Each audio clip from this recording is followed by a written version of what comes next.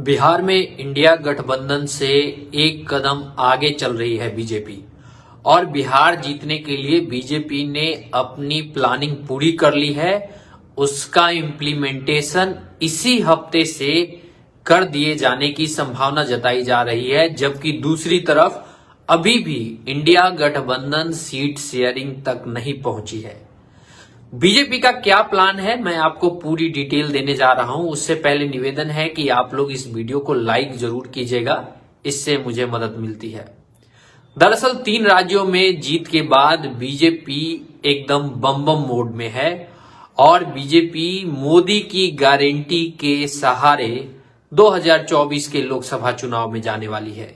यानी बीजेपी अपना जो काम किया हुआ है बीजेपी ने, चाहे वो धारा 370 हो या फिर राम मंदिर का जो उन्होंने काम किया, या फिर गरीबों के लिए राशन जो दिया है, या फिर जो उज्ज्वला स्कीम में महिलाओं को गैस सिलेंडर जो बीजेपी ने दिया है, किसानों को जो 6,000 रुपए जो किसान सम्मान निधि मिलती है वो दिया है।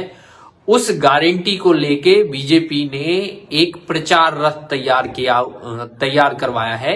यानी कि एक वैन होगी, एक रथ होगा, उस पे मोदी की गारंटी होगी और वही रथ हर गली, हर मोहल्ले, हर घर के सामने से गुजरेगा और वहां पे बीजेपी के कार्यकर्ता उस रथ को दिखा के जो गांव में जो लोग रहते हैं उनको ये दोबारा से बताएंगे कि मोदी ने ये गारंटी दिया था और ये पूरी कर चुका है।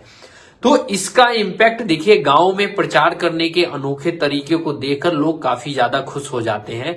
लोग कहते हैं कि देखो कितना शानदार उसने किया था अपना। पहले लोग हेलीकॉप्टर देखने जाते थे, अब लोग तरह तरह के रथ देखने जाते हैं, अलग अलग तरीके की यात्राएं जो होती है वो देखने जाते हैं।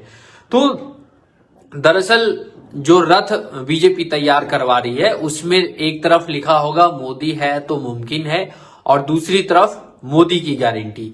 इस दोनों तरफ रथ के मोदी की बड़ी बड़ी तस्वीर लगी होगी और जाहिर सी बात है मोदी के सामने बीजेपी में कोई और दूसरा नेता नहीं है, तो वो कंफ्यूज भी क्यों करेंगे कि कोई और भी मोदी के सामने आ सकता है। तो ये एकदम फोकस कर लिया है बिहार की 40 लोकसभा सीटों पर।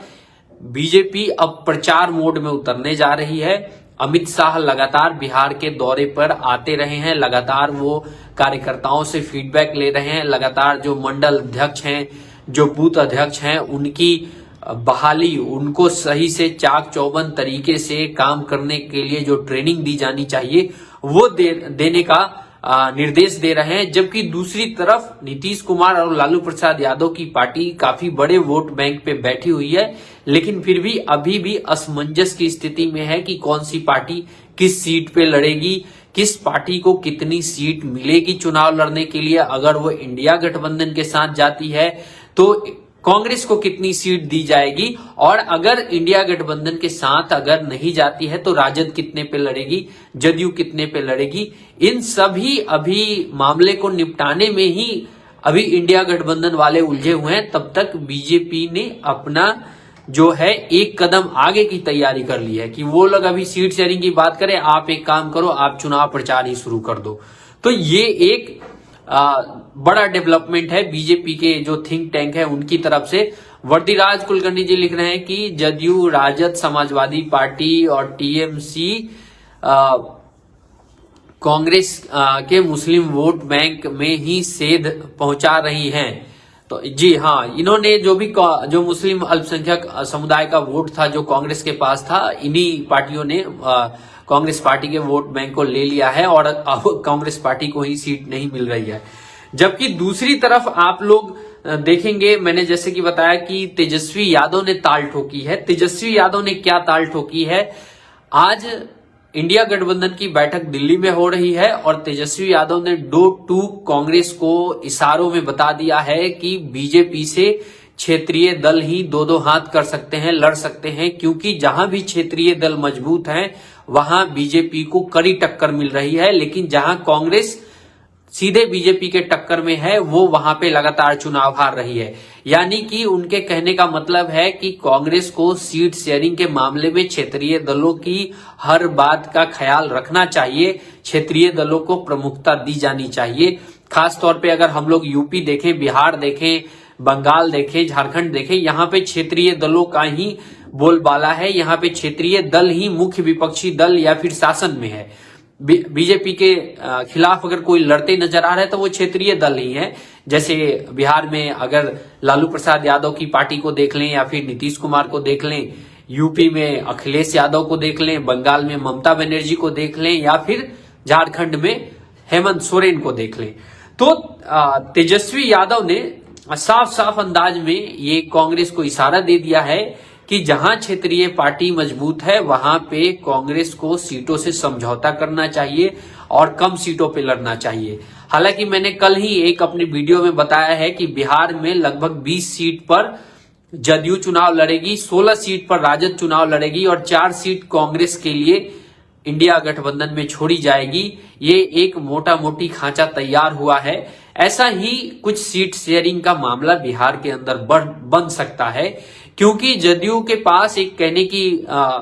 पास एक वजह है ज्यादा सीट लेने की कि भैया हमारे पास तो 16 सांसद थे, राजद के पास कोई भी सांसद नहीं था और कांग्रेस के पास एक सांसद था, तो हमें तो सीट हम तो कम करेंगे नहीं। जैसा कि पहले लोग कह रहे थे कि 16 सीट पे राजद लड़ेगी, 16 पे जदयू लड़ेगी, 8 सीट में से 6 सीट कांग्रेस को जाएगी, 2 सीट कम्युनिस्ट पार्टी और वामपंथी पार्टियों के लिए छोड़ी जाएगी। लेकिन ऐसा मुझे नहीं लगता कि होने वाला है। बिहार में मैंने कल ही बताया है जैसे कि 20 पे जदयू, 16 पे राजद और बाकी जो 4 सीट बचती है उस पे कांग्रेस को लड़ने का मौका मिलेगा। तेजस्वी यादव ने जो क्षेत्रीय पार्टियों को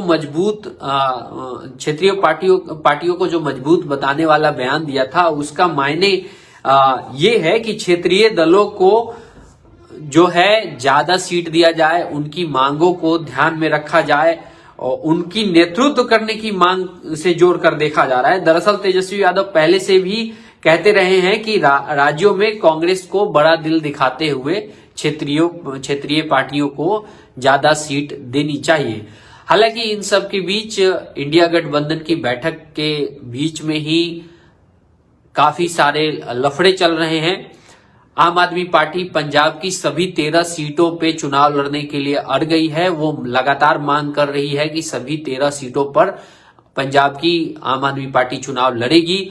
अगर ऐसा होता है तो इंडिया गठबंधन में जाहिर सी बात पंजाब में दरार आनी ही आनी है। जबकि दूसरी तरफ ममता बनर्जी बंगाल में कांग्रेस को केवल 2 सीट ही देने के लिए तैयार हैं, जबकि वामपंथी पार्टी कम्युनिस्ट पार्टी के लिए वो कोई भी सीट नहीं छोड़ना चाह रही हैं। तो बंगाल में भी इंडिया गठबंधन पर खतरे के बादल मंडराते हुए नजर आ रहे हैं और ममता बनर्जी की इसी बात का जवाब जो बंगाल के कांग्रेस के बड़े नेता हैं अधीर रंजन चौधरी, जो लोकसभा में नेता प्रतिपक्ष हैं, उन्होंने कहा कि बंगाल में और दिल्ली में कांग्रेस पार्टी अपने हिसाब से चलेगी।